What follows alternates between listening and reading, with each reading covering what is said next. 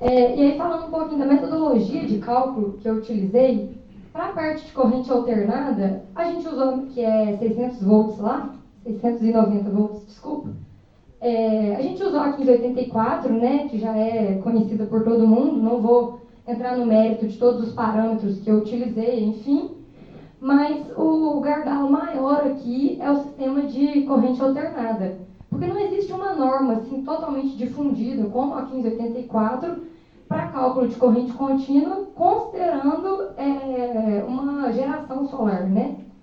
Então, a gente fez um apanhado de algumas metodologias para a gente chegar em um método de cálculo um pouco mais aprimorado, que foi, né, a solução interativa de Stokes e Oppenlander, né? As equações estão pequenininhas lá no fundo, mas basicamente é a corrente de arco, tensão de arco e a resistência de arco, né, que são três variáveis desconhecidas, e aí começa a se fazer soluções iterativas até chegar num resultado.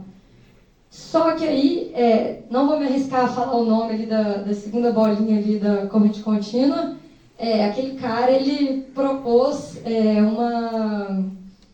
uma interação entre essa solução do Stokes e Oppenlander com as curvas de corrente por tensão das placas fotovoltaicas.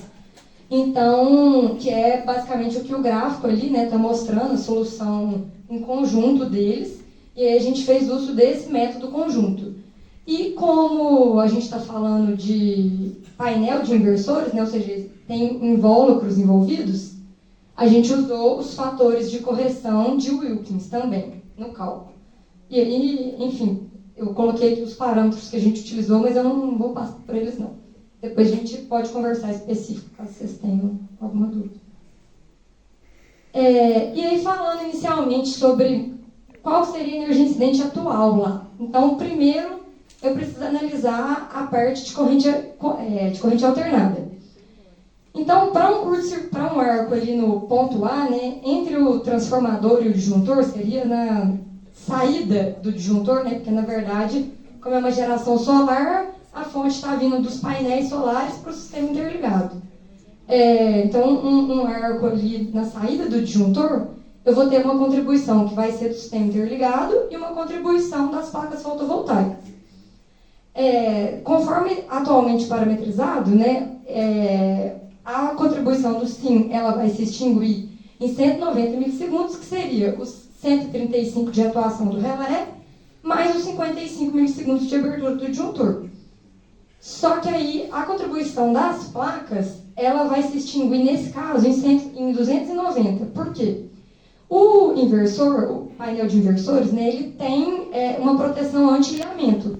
Ou seja, ele inibe, né, a passagem de corrente contínua para alternada caso haja a abertura do disjuntor de 34,5 kV.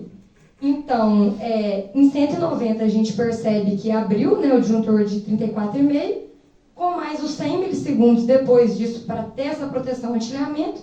Então, a contribuição de corrente contínua para alternada seria extinguida nos 290. Já um arco no ponto B, né, que seria entre o disjuntor ali de saída e a parte de corrente contínua, a contribuição de corrente alternada ela vai se extinguir em 40 milissegundos, que é o tempo de abertura do disjuntor de baixa tensão. Já a contribuição de corrente alternada, ela não vai ser extinguida. Por quê? A referência de tensão para essa proteção anti-ilhamento, ela está localizada entre o transformador ali e o disjuntor. Então, mesmo que eu tenha a abertura do disjuntor ali de baixa tensão, o inversor ele não vai perceber que teve a abertura desse disjuntor e que ele precisa cessar. Então, a gente considera 2 segundos, que é o tempo estipulado pela 1584 para um tempo aceitável para que a pessoa se afaste daquele ponto onde está em falta. E aí, para o sistema de corrente contínua, a gente avaliou 3 pontos. C e o D ali em vermelhos e o ponto E lá em azul. Então, primeiro falando entre o ponto C e D, aquele equipamento X, que é 0A, é só uma chave seccionadora. Então, ela não tem o poder de abertura durante um curto-circuito. é o arco elétrico. Então, a gente considera que um arco no ponto C ou no ponto D é o mesmo. Então, a contribuição de todas as placas fotovoltaicas para um arco nesse ponto, ela não vai ser extinta. Seria 2 segundos o valor que a gente considerou. E por que aqueles 2 equipamentos ali, né, são os fusíveis? Por que eles não vão extinguir essa falta, essa contribuição?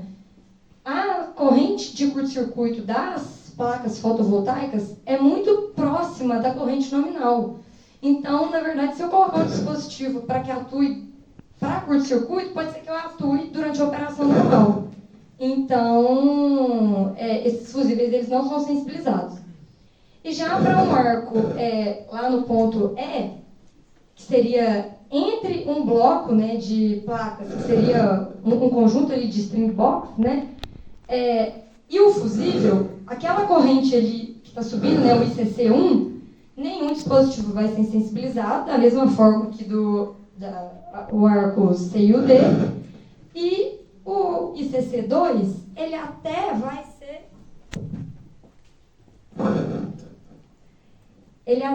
vai ser extinto pelo fusível do circuito em falta, só que num tempo muito maior que 2 segundos. Então, a gente considerou os mesmos 2 segundos.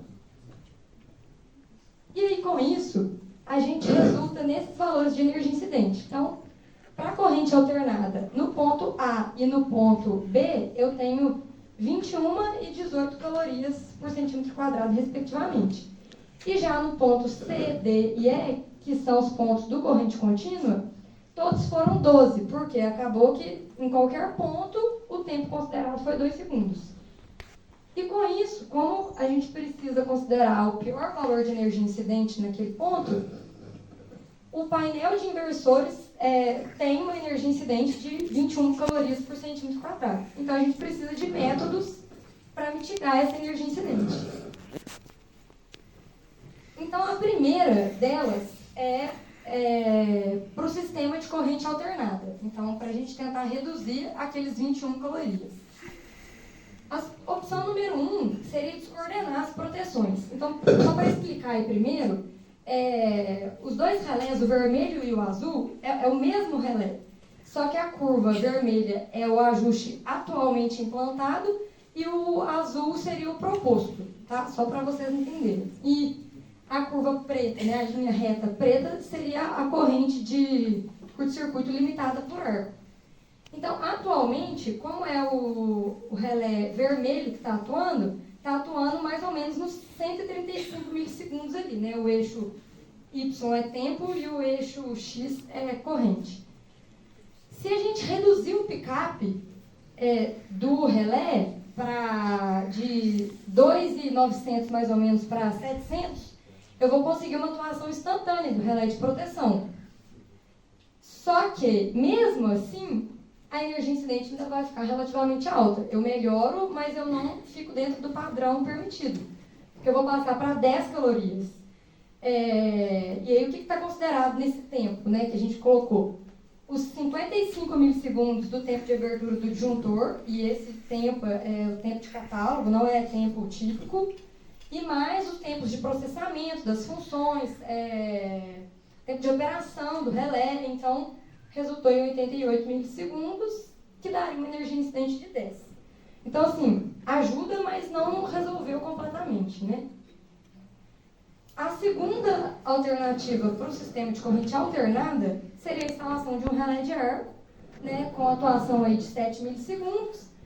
Esse relé de arco, a gente precisa que ele envie um sinal de trip, tanto para o disjuntor de 34,5 kV, quanto para o painel de inversores, né, para o inversor solar.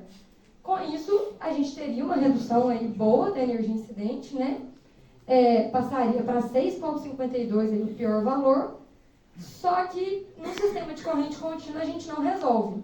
Então, a gente precisa de métodos para o sistema de corrente contínua. E aí a primeira opção para o sistema de corrente contínua seria o quê? A gente seccionar o barramento de corrente contínua. Para quê? Em um possível arco elétrico, eu não tenho a contribuição de todas as placas fotovoltaicas para um possível arco.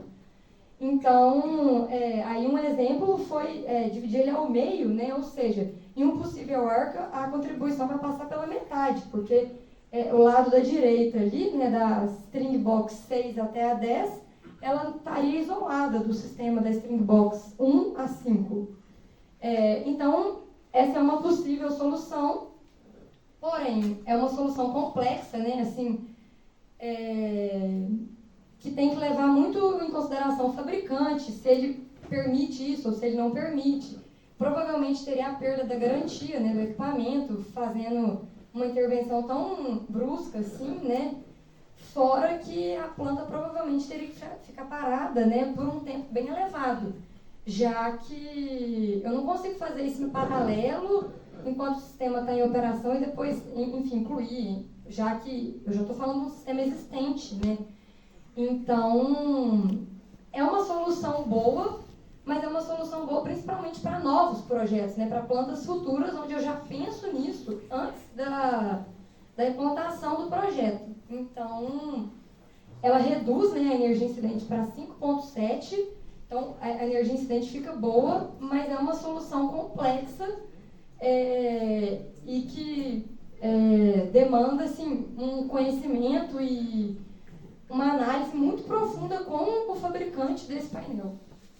E a nossa alternativa 4 seria a instalação de um painel de disjuntores no sistema de corrente contínua. Então, o que seria essa alternativa 4? Eu preciso de instalar o relé de arco do mesmo jeito, igual eu instalei no sistema de corrente alternada, mas o relé de arco no sistema de corrente contínua, sem um equipamento que possa atuar abrindo o circuito, não resolve. Então, por isso a instalação, né, do painel de disjuntores. Esses disjuntores eles não precisam ter ajuste, pode ser fixo, enfim, isso não importa. O que importa é que ele precisa de ter a bobina de abertura. E aí a gente precisa que as fibras óticas, né, desse possível relé de arco, ele passe toda a parte de corrente contínua do painel de inversores, mas também no painel de disjuntores, porque eu acabei criando um possível problema aí com a instalação desse painel. E aí eu resolvo, né, a energia incidente para o lado de corrente contínua do meu painel de inversores, passo para 0,35, então eu reduzi drasticamente. Mas aí eu preciso resolver o problema aqui do meu painel de disjuntores, né, que eu criei.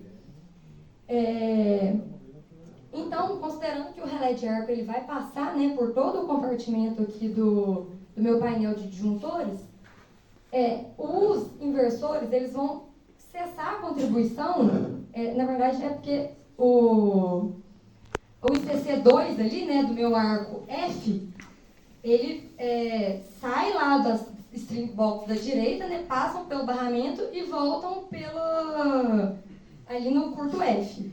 Então, os inversores eles vão parar de chavear após 40 milissegundos que ele recebeu o sinal de atuação do relé de arco. E o curto 1 ali do vermelho, né, ele vai cessar em 57, que seria o tempo do relé de arco mais o tempo de abertura do próprio disjuntor. Já um curto na ponto G, né, que seria entre as string box e os disjuntores ali, o curto que vem das string box do circuito em falta, ninguém vai cessar, né, porque o meu disjuntor ele não pode atuar, na verdade, porque senão ele vai atuar na operação. E os inversores eles vão parar o chaveamento em 40 milissegundos do mesmo jeito. E aí, com isso, eu tenho que, nos painéis de disjuntores, a energia incidente máxima é 1,47. Então,